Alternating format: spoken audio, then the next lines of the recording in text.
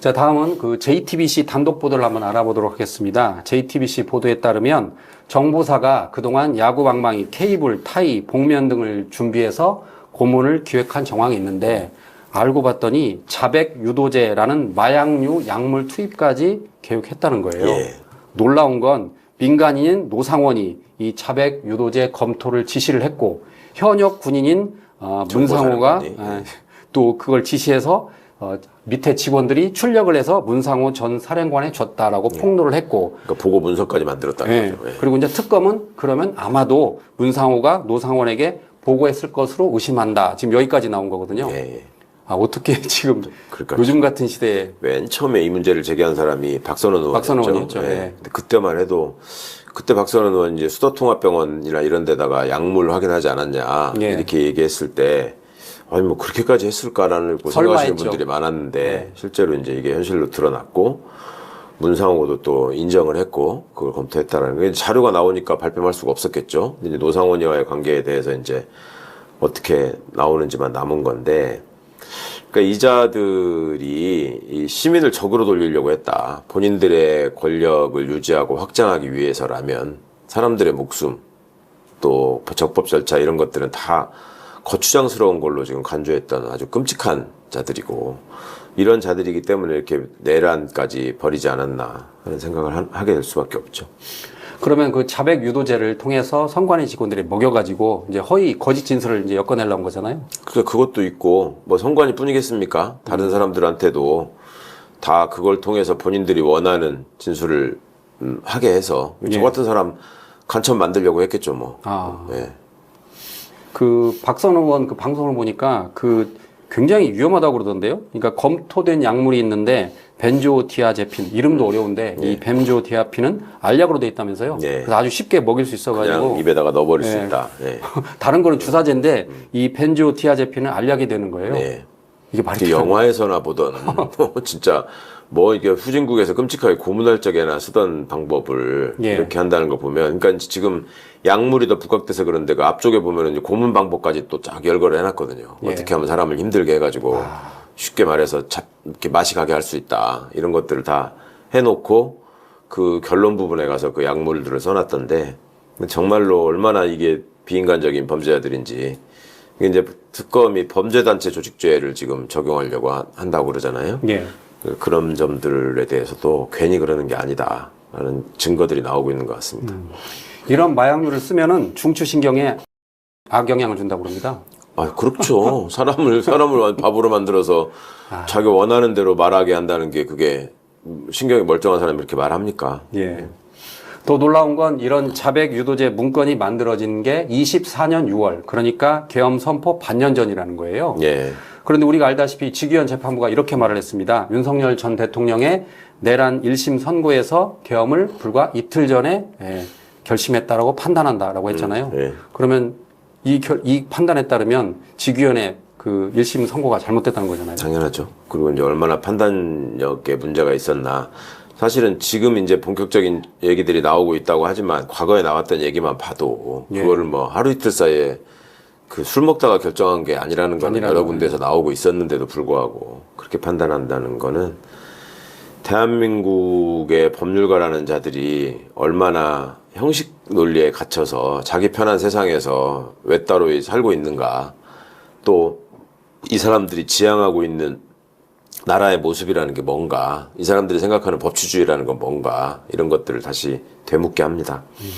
저는 이번을 통해서 그 생각을 했습니다. 직위원 부장판사는 과연 지금도 윤석열이 이틀 전에 계엄을 논의했다고 생각할까? 그렇게 생각해야지 본인이 정신병자가 안 될 거니까 계속 본인한테 주문을 외우겠죠. 나는 그런데 지금 없어. 계속 드러나는 증거는 그게 다 거짓이라고 나타나고 있잖아요. 그러니까 그럴 때마다 판사들이 하는 말이 있어요. 아니 그리고 그래서 3심제로 하는 거예요. 그럼 억울하면 왜 다 얘기하세요? 이런 거거든. 그리고 내가 판결을 나올 때만 해도 그 당시에 그런 증거가 나오지 않았다라고 스스로를 합리화하겠네요. 그렇죠. 계속 합리화하면서 다니는 거지. 야, 정말 이거는 근데 이게 문제는 이렇게 된다고 하더라도 법 왜곡죄 등 적용이 안 된다는 거잖아요. 우리가 늘 지적했듯이. 아니 그냥 내가 바보라서 그래요. 이렇게 나오면. 그러니까 그 법 왜곡죄에 대한 그 내부 항변이 그런 게 있었거든. 그 똑똑해가지고 그 어거지로 만든 사람만 처벌받는 거고. 예. 그렇게 다 만들어 놓고, 너 몰랐는데 바본데요? 이러면은 처벌 못하는 죄를 왜 만드냐. 예. 그러니까 미리 빠져나갈 구멍까지 다 생각해 놓고 죄를 비판하더라고. 그러니까 이제 이런 점들을 보시면 진짜 이 나라의 주인이 얼마나 더 눈을 부릅뜨고 감시를 해야 되는가. 이걸 다시 한번 생각하게 합니다. 그러니까 매번 느꼈지만 법 왜곡자의 가장 큰 맹점은 고의성인 것 같아요. 예. 고의성 없다고 다 도망가 버리면 다 그렇죠. 그냥. 예. 아니 근데 이제 뭐 범죄라고 하는 것이 또 뭐 과실로 왜곡했다 뭐 이럴 수는 없는 거니까. 그렇죠. 왜곡이라는 말 자체는 고의가 포함될 수밖에 없는데, 그러니까 이거는 그렇게 하지 말라는 명확한 어떤 경종을 울리는 금지 규정으로 받아들여야 되는 게 기본이고, 이제 그럼에도 불구하고 뭐 있는 사실에 대해서 뻔히 눈을 감추고 법을 왜곡한 자들을 지금 우리가 보고 있잖아요. 예. 지금 이재명 대표에 대한 검찰 수사 내용 보십시오. 멀쩡하게 다 반대되는 증거들이 있었는데도 불구하고 다 무시하고 빼버리고 감추고 이렇게 하잖아요. 이건 처벌해야 되지 않겠어요? 예. 과연 처벌이 가능합니까, 의원님 그러면? 그러니까 지나간 일이라서 이것도 진즉의 법의국자를 만들자고 21대 때부터 저희가 얘기를 했었는데 전원 이전에도 차원에서 그러셨어요? 그럼요. 우리가 다 법안 내고 했었는데 그때는 다들 들은 척도 안 하다가 지금 와가지고 이러고 있습니다. 예, 그렇군요. 이거는 그 박성준 의원이 청문회에서 한 내용인데 최윗선을 지적을 했습니다. 그러니까 그 박상용 그 검사가 이제 신동 의원이 주최한 국민의힘 그 단독 청문회에 가가지고 자기가 수시로 이렇게 보고를 했다고 그랬잖아요. 윗선한테 보고를 했다고 그랬는데 박성준 의원이 이거 내가 제보를 받았다라고 이렇게 말을 합니다. 제보 내용에 따르면 대장동이나 쌍방울 등 이재명과 관련된 사건은 이례적으로 하루에 2번씩 당시 윤석열 전 대통령에 보고를 했다. 그래서 검찰, 그다음에 대검 반부패부, 법무부, 그리고 대통령실 공직비서관을 통해서 보고가 된 걸로 보인다. 그러면 그 윗선은 다름 아닌 윤석열 아니냐라고 물어봤더니 이시원 전 비서관이 답변 드리기 어렵습니다라고 하더라고요. 윤석열이 아니면 절대 아니라고 해야 될 일인데 아니라고 하면 유증이 되니까 그런가요? 그렇죠. 그러니까 저거는 했다는 말인 거고 소위 말해 했어 이 말이고 예. 윤석열이한테 당연히 보고가 하루에 2번 아니면 뭐 그 이상도 됐을 거다라고 능히 생각할 수밖에 없는 거는 예. 그 어느 직업이든지 그 직업에 종사하면서 한 10년 넘게 가면은 그 직업을 통해서 형성되는 일종의 의식이나 관행 같은 게 생겨요. 직업병이라고도 하죠, 우리가 흔히들. 응? 그러니까 직업병의 하나가 윤석열이는 검사로서 있다가 검찰총장을 하다가 대통령이 된 사람입니다. 그러면 본인의 가장 큰 관심사는 자기가 미운 사람에 대한 사건 정보 동향 이런 거였을 것이고, 하물며 이게 이재명 대통령을 죽일 수 있는 사건인데 예. 얼마나 관심이 많았겠습니까? 그러겠네요. 그러니까 윤석열 입장에서는 이재명이 미우니까 나한테 첩보로 보고해. 그렇게 했을 거네. 그리고 다행히 박상용이가 무슨 그 국힘들끼리 하는 간담회 가가지고 지들끼리 청문회라고 이름 붙이고 한 데에서 예. 다 얘기를 했잖아요. 저는 평검사에 불과하니까 예.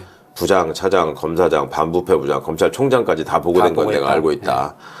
그러면 그 다음이 뭐 어떻게 된 거냐? 뭐 총장이 법무부 장관 대통령한테 보고했다라는 말이 나온 거잖아요. 근데 예. 그때 신동욱 의원이 그럼 그렇게 보고받은 사람들은 다 공범인 거죠. 그러니까 이랬단 맞습니다. 말이에요. 그러니까 훌륭한 사람들이에요. 서영교 위원장이 그 이야기했습니다. 신동 의원이 정말 큰일 했다고 그 이야기했습니다. 정말 팀킬이야. 네. 본인은 그걸 알고 있을까요? 아니 근데 이 사람들은 예를 들어서 50억 클럽이라는 걸 처음 그 명단을 터뜨린 사람이 누군지 기억하세요 지금? 누가 알린 거예요 그거? 잘 모르겠습니다. 박수영 의원이에요 국힘에. 아 국힘? 네. 그 박수영 뭐 그냥 어리버리 넘어가잖아요. 신동욱도 그걸 기대하고 있는 거지. 우리는 그런 일 저지르고 해도 뭐 검찰이 그렇게 민첩하게 움직이지 않는다. 예. 이런 일종의 믿음이 있는 거죠. 그러면 당시에 박수영 의원은 50억 클럽을 폭로했을 때 그게 자기한테 부메랑이 될 줄 몰랐겠네요. 국힘한테. 그렇죠. 야. 그래놓고 나중에 까보니까는 다 자기 쪽 사람들이 있었던 거지. 그 사람들 수준이 그렇습니다. 예. 박선 의원이 또 이런 말을 했습니다. 여기 어딘지 알아요? 박상웅 증인 여기 어딘지 아세요? 이거 티파니, 들어봐요. 티파니 쌍방울 아지트예요. 아시죠? 김성태 증인? 알죠? 그 다음 화면 봐요. 여기 김성태 증인 여기 어딘지 알죠? 김성태 증인 여기 어딘지 아시죠? 자, 여기에 아니 똑같은 의사진행 발언이에요. 여기에 국민의힘 의원이 5명이 가서 김성태 증인을 어젯밤에 만나려고 했다라고 하는데 이거 CCTV로 확보해 주세요. CCTV를 확보해가지고 어제 저녁에 만났으면 이거는 완전히 증거 조작입니다. 김성태 증인 어제 저희 가셨어요, 안 가셨어요? 어제 저기 소주 마셨던 것 같습니다. 소주 마셨어요. 예.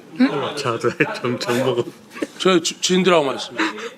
국민의힘 의원이 하루 전날 쌍방울 김성태 만나러 쌍방울 아지트에 가지 않았느냐라고 하니까 김성태 전 회장이 예, 제가 어제 술 마시러 갔습니다라고 인정을 하는 거예요. 그러니까 말 그대로 국민의힘 의원들이 얼음 그렇게 되더라고요. 예. 아무 말도 못하고. 그럼 막 왜 그걸 가지고 그러느냐고 또 악을 쓰고 덤벼야지 정상인데 그 사람들 하던 걸로 봐서는. 그러니까 예전에 부처님 눈에는 부처님이 보이고 먼 눈에는 뭐만 보인다는 말이 이 사람들은 그런 식으로 자기들은 하니까 민주당도 그랬을 거다라고 넘겨짚고 하는 경우가 종종 있거든요. 예. 예전에 그 대표적으로 송일종 국방위원장 이 사람이 김현태 불러서 따로 만났다. 그랬죠. 네, 그 짓을 했잖아요. 그러니까 여기가 서영교 위원장이 있으니까 민주당도 따로 저기 하지 않았겠냐 이런 식의 얘기를 하는 거죠. 진짜 택도 없는 사람들입니다, 정말. 그러니까 청문회에서 그랬습니다. CCTV 까자고. 예. 까면 다 드러난 거 아니냐고. 그러니까 결국 그 국민의힘에서 그랬습니다. 그 김성태 회장한테 당신이 좀 그 승인을 좀 해달라. 왜냐면 당신과 관련 개인정보니까 당신이 오케이를 하면 볼 수 있다 그랬더니 김성태가 끝내 예스를 안 하더라고요. 예. 자, 다음으로 김성태 전 회장의 폭로에 대해 알아보도록 하겠습니다. 조금 전에 말씀드렸다시피 김성태 전 회장이 이재명 대통령을 단 한 번도 뵌 적이 없다라고 했습니다. 그러면서 양분함 의원에게 이렇게 말했습니다. 그 당시 여당의 회의와 제의가 있었다. 예. 그 이야기를 하더라고요. 외국에 있을 때, 태국에 있을 때. 예. 저 태국에 있을 때도 뭐 이렇게 말하면 또 국힘 의원님들 좀 뭐 화나실지 모르겠지만 그 당시 여당에 했던 분들이 많은 좀 회의보다는 제의 같은 게 있습니다. 그때는. 증인의 말씀을 제가 정리를 해보면은 태국에서 이민 보호소에 있을 때도 정부 그 당시 여당으로부터 많은 회유 비슷한 게 있었다. 이민국 보호소 가기 전에 제가 동계했을 때 그런 했습니다. 많은 회유가 있었다. 예. 그게 사실 정말일 수밖에 없는 게 김성태 씨가 태국으로 가 있으면서 그 전북 사람이잖아요. 예. 그 지인들이나 이런 사람들한테 그 많이 연락을 주고받고 있었어요. 그리고 그분들이 민주당과 연이 닿는 사람들이 있어가지고 그 나중에 그 얘기를 해준 적이 있었다고. 저도 그 얘기를 들었는데 김성태는 이게 뭐 때문에 이거 가지고 수사하고 하려고 하는지 내가 뻔히 아는데 나 귀국 안 한다. 대선 끝나고 정권 바뀔 때 정권 저기 할 때까지 귀국 안 할 거다. 이렇게 공언을 했었습니다. 그런데 들어왔잖아요. 그리고 그 중간에 또 움직인 사람들이 있었잖아요. 권성동 만나가지고 따로 거래하고 사진 찍고 무슨 돈 얘기도 오가고 이런 일들이 이미 지금 드러나 있는데 그럼 뭐 뻔할 뻔짜인 거죠. 예. 이 사람들은 세상을 그런 식의 협잡으로 얼마든지 국민들의 눈을 속여가면서 자기 걸로 만들 수 있다고 믿는 자들이 모여서 윤석열 같은 걸 대통령으로 옹립해서 내란까지 이어지게 한 집단이니까 능히 다들 그렇게 하고도 남을 사람들이라고 저는 생각합니다. 예.